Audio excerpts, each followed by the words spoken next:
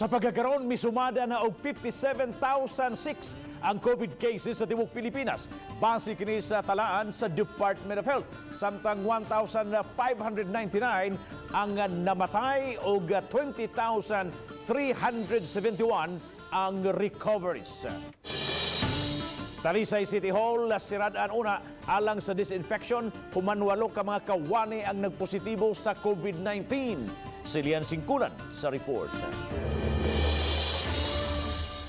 Gibutyag ni Mayor Samsam Gulyas nga may 8 ka mga kawani sa Talisay City Hall ang nagpositibo sa COVID-19 nga pulos mga active cases. Duha kanila ang mga sakop sa City Disaster Risk Reduction and Management Office. Hinuon naka-isolate na ang mga kawani ug gisirad-an ang ilang mga departamento o section. In our line with active case finding, basta na-ILI symptoms, i-test na to.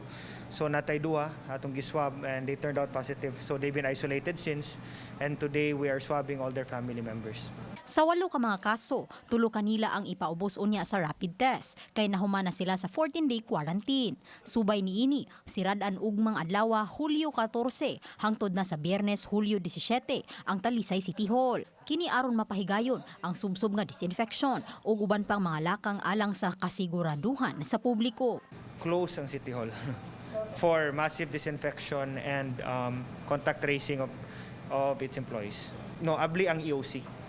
Samtang kahinumduman usab nga may duha na ka mga kawani sa City Hall nga puros COVID-19 positive ang mitaliwan. Uban ni Renate Quiñones, Lian Singkulan, Balitang Bista.